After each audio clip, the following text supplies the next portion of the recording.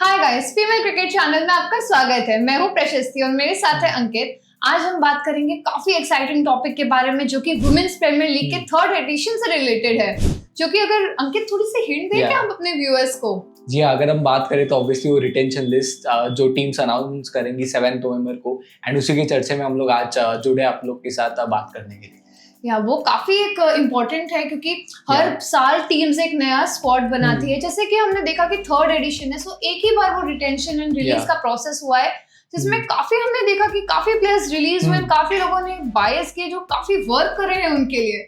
So it's a very interesting topic की retention and release में कौन से प्लेयर्स को वो रिटेन करते हैं, कंसिडरिंग बहुत लोगों का परफॉर्मेंस अच्छा था एंड बहुत लोगों का प्रॉब्लमेटिक भी रहा था। लाइक जो एक्सपेक्ट उन्होंने किया था वो एक्सपेक्टेशंस मीट नहीं हुई थी।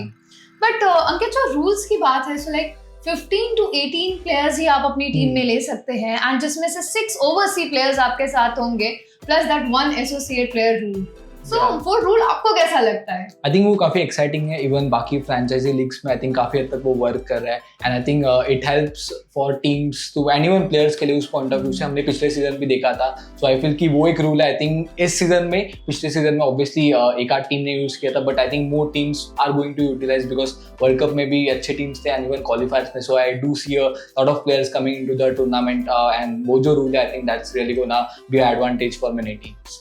इवन उस रूल से एडवांटेज लेने वाली एक टीम मेरे दिमाग में है जो कि 2 साल रनर अप्स रही है, दिल्ली कैपिटल्स, जिन्होंने फर्स्ट ईयर अपने तारा नॉरिस जो कि यूएससी की प्लेयर थी उनको उन्होंने एज अ एसोसिएट प्लेयर अपनी टीम में लिया था। वो एक्स्ट्रा एक ओवरसी खिला सकते थे। सो एसोसिएट प्लेयर का यही रूल है कि वो एक एक्स्ट्रा ओवरसी की तरह आप खेल सकते हो। टोटल आप 5 ओवरसी प्लेयर्स खिला सकते हैं जिसमें से एक आपका एसोसिएट प्लेयर होगा। सो ये हमने तो बात करी कि लाइक फर्स्ट सीजन था, बट अगर हम बात करें रिलीजेस की तो तारा नॉरिस को उन्होंने रिलीज किया था नेक्स्ट सीजन में। So apart from Tara Norris, Aparna Mondal and Jasia Akhtar, ये 3 उनके रिलीजेस थे। 3 चेंजेस उन्होंने पिछली बार किए थे जिसमें से अपर्णा मोंडल को रिवाइव भी किया गया था। सो आपको इस स्ट्रैटेजी के बारे में like what do you think?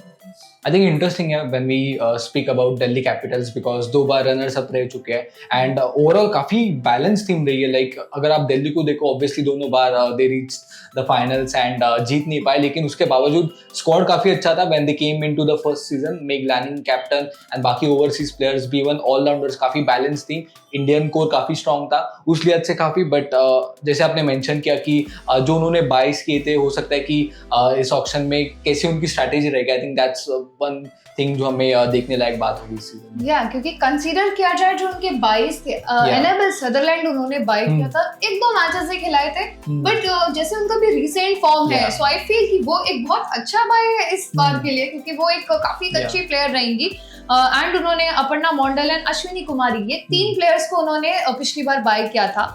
So but Delhi का जैसे हमने मेंशन किया कि 2 बार फाइनल्स में आए, but there is one weakness with Delhi Capitals which I feel कि विकेट कीपर का एक थोड़ा ऑप्शन उनके साथ प्रॉब्लमेटिक है कि वो एक अच्छी बैटर एंड विकेट कीपर दोनों का वहां पे थोड़ा सा तानिया भाटिया के साथ हर स्लॉट वो काफी लोअर द ऑर्डर आती हैं, वो नंबर 10 पे बैटिंग करने आती है। तो मुझे लगता है कि जैसे अगर हम याद करें कि दोनों बार दिल्ली ने फाइनल्स में एक स्कोर खड़ा किया था, उनको डिफेंड करना था, तो दोनों बार उनका हुआ कि शायद थोड़ा बैटिंग थोड़ी स्ट्रांग होती, सो मे बी वो वहां पे थोड़ा बेटर हो सकता था। एंड इवन फाइनल में अगर आप देखिए, जैसे आपने बात करी कि नंबर 10 पे, फाइनल में भी उन्होंने उस नंबर पे आई थी एंड शायद आप तानिया जैसे बैटर से आप ये उम्मीद नहीं करते हो या फिर मैनेजमेंट उम्मीद नहीं करती, बट बिकॉज वो सीजन इतना इनकंसिस्टेंट था उनके लिए, इवेंचुअली दिल्ली वॉज फोर्स्ड कि वहां पे उनको आना पड़ा। एंड इवन फाइनल में जैसे आपने मेंशन किया उन्होंने स्ट्रगल किया था। So I think that's one area जो शायद दिल्ली, ओवरऑल उनका स्क्वाड काफी अच्छा है, लेकिन आपने जैसे मेंशन किया कि ये एक एरिया है जहाँ पे वो शायद कुछ ना कुछ टैक्टिकल चेंजेस लाना चाहेंगे। हो सकता है रिलीज में भी हो सकता है एंड इवन खास करके ऑक्शन की तरफ उनकी बड़ी नजर रहेगी अगर हम बात करें तो। मे बी रिलीज में तानिया भाटिया को शायद ना रिलीज करे, लेकिन अपर्णा मोंडल जो कि सेकंड विकेट कीपर ऑप्शन थी, शायद उनको रिलीज कर दिया जाए क्योंकि दिल्ली ने पहले उनको रिलीज किया था लेकिन उन्हें दोबारा खरीदा गया था। So maybe apart from her, like जो एसोसिएट रूल की हमने बात करी है, दिल्ली ने वो ऑलरेडी यूज भी किया है फर्स्ट सीजन। सो उस एसोसिएट रूल से मुझे एक प्लेयर का बहुत एकदम दिमाग में आती है, वो है सारा ब्राइस। स्कॉटलैंड की अगर बात करें जो कि एसोसिएट नेशन है, सो वहां से जैसे हम जानते हैं कि उनकी सिस्टर कैथरीन ब्राइस वो ऑलरेडी गुजरात के लिए खेलती है एज अ एसोसिएट प्लेयर। सो वो सारा प्राइस को भी वो ऐसा एडवांटेज यूज कर सकते हैं, क्योंकि अभी T20 वर्ल्ड कप हुआ, उन्होंने सबसे ज्यादा रन्स बनाए स्कॉटलैंड के लिए। सिमिलरली उनका T20s में मोस्ट हाईएस्ट रन्स का रिकॉर्ड भी रहा है। तो एंड उन्होंने काफी फ्रेंचाइजी लीग्स भी खेली हैं, वुमेन्स अगर बिग बैश लीग हो या फिर द 100 टूर्नामेंट हो, सो दोनों जगह सारा प्राइस ने काफी अच्छा परफॉर्म किया। तो definitely Delhi should keep their eye on Sara Price this time. Definitely anyone हाल ही में WPBL में अच्छा प्रदर्शन किया, and I think at times ऐसा होता है कि जब कोई फ्रेंचाइजी टूर्नामेंट आप अच्छा करते हो and auction around the corner होता है, आई थिंक सडनली आपकी वो जो वैल्यू है इवेंचुअली बढ़ जाती है। बट इवन अगर हम इंडियन ऑप्शंस में बात करें तो हाल ही में उत्तराखंड प्रीमियर लीग में अच्छा प्रदर्शन किया था नंदिनी कश्यप ने, जो एक और इंडियन ऑप्शन है, एंड दिल्ली के साथ रहा है कि उन्होंने बहुत बार इंडियन कोर की तरफ देखा है, एंड इवन काफी अच्छा ओकोर है, तो उस लिहाज से शायद एक और अच्छी option, because leading run scorer थी, एंड हो सकता है कि वो एक इशू को शायद एक इंडियन प्लेयर भी एड्रेस कर सकता है। तो जैसे आपने मेंशन किया, I think that is also one option जो शायद दिल्ली कैपिटल्स की निकाय होगी ऑप्शन में। या इवन आप इंडियंस की जहाँ तक बात करें तो इफ यू नो कि जैसे एक रिलीज जो हमारे प्लेयर्स थे, रिप्लेसमेंट प्लेयर्स थे, सो रिप्लेसमेंट प्लेयर्स का रूल ये था कि जो प्लेयर रिप्लेसमेंट प्लेयर की जगह आ रहा है, तो दोनों प्लेयर्स में से कोई एक ही प्लेयर रिटेन किया जा सकता है। तो जैसे कि हम जानते हैं कि यूपी वॉरियर्स में वृंदा दिनेश को काफी एक अच्छे अमाउंट में यूपी वॉरियर्स ने उनको खरीदा था, लेकिन due to some injury on the field वो 1-2 मैचेस के बाद वो बाहर हो गए थे, तो उनकी जगह उमा छेत्री को एज अ रिप्लेसमेंट प्लेयर लाया गया था।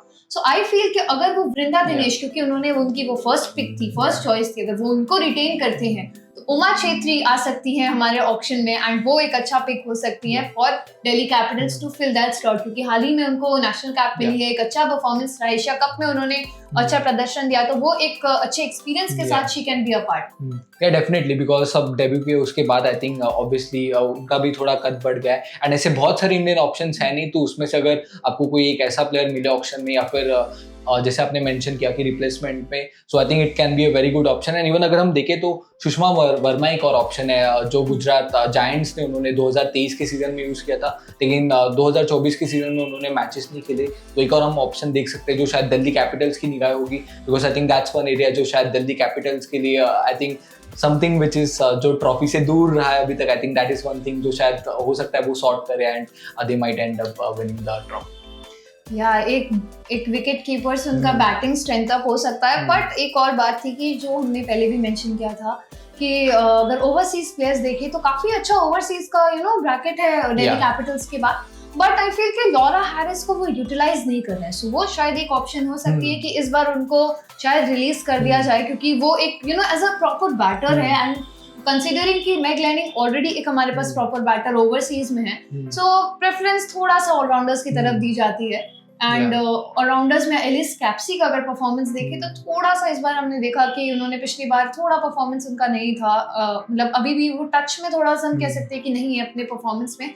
जैसे आक्रामक बल्लेबाज हम उनको जानते हैं, इवन विकेट टेकर भी है वो, काफी अच्छी गोल्डन हैंड है उनका, बट कंसिडरिंग कि अभी उनका फॉर्म नहीं है, तो मे बी उनका जो प्लेइंग 11 का पोजीशन है उसकी जगह शायद एक नया प्लेयर ले सकते हैं। अगर लॉरा हैरिस को वो टीम से उनको वो रिलीज करते हैं तो उनकी जगह एक नए बाय को वो प्रेफरेंस दे सकते हैं।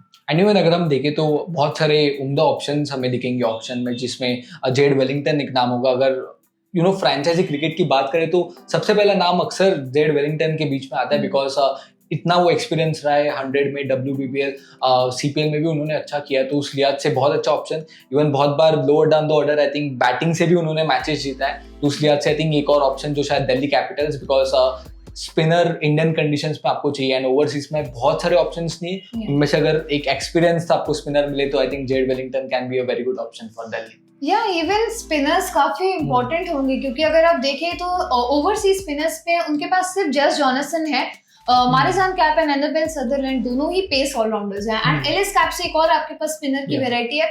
बट वही है कि हम उनकी एक्चुअली स्पॉट अगर उनका हम देख रहे हैं कि उनकी जगह कौन सा बेटर एक स्पिनिंग ऑलराउंडर हम चूज कर सकते हैं, सो वहां पे डेफिनेटली जेड वेलिंगटन एक कट है, बट कंसिडरिंग कि थोड़ा बैटिंग भी चाहिए तो I will back Erin Burns, जिन्होंने WCPL में 172 रन्स बनाए, साथ ही साथ 5 विकेट्स लिए। सो एरन बर्न्स का काफी अच्छा परफॉर्मेंस रहा है WCPL में, उन्होंने शो कर दिया कि लाइक बैटिंग भी कर सकती हूँ मैं, हाईएस्ट लीडिंग रन स्कोरर थी, इवन दो उनकी टीम फाइनल्स में नहीं आई थी, स्टिल वो लीडिंग रन स्कोरर थी, तो एक अच्छा परफॉर्मेंस उनकी तरफ से आया था, तो मे बी लाइक आईज उनकी तरफ हो सकती है। एंड इवन दिल्ली कैपिटल्स का रहा है कि ऑलराउंडर्स में काप, कैप्सी, आई थिंक तो उनको अच्छे ऑलराउंडर्स उन्होंने पहले से भी लिए, एंड आई थिंक ये काफी अच्छा एडिशन हो सकता है। बट अपार्ट फ्रॉम दैट अगर हम और बात करें तो स्पिनर्स में ईडन कार्सन भी एक नाम है, हाल ही में वर्ल्ड कप में अच्छा प्रदर्शन था उनका, जिसमें 6 मैचेस में 9 विकेट्स, एंड ऐसा प्रदर्शन हैविंग बीन सेड कि वर्ल्ड कप से पहले या फिर ऑक्शन जब काफी दूर नहीं होता तो ऐसे प्रदर्शन अक्सर टीम्स को स्पॉटलाइट में लाते हैं।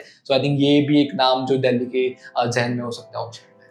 सो गाइज, ये तो थे हम दोनों के प्रेडिक्शंस कि कौन से प्लेयर्स को ले सकती है दिल्ली कैपिटल्स, कंसीडरिंग कि ये कुछ टीम्स लाइक उनका जो प्रेफरेंस रहा है कि उनको जैसे विकेट कीपिंग में उनका प्रॉब्लम रहा है, थोड़ा सा स्पिनिंग ऑलराउंडर वो देख सकते हैं, तो ये तो हमारे ऑप्शंस थे।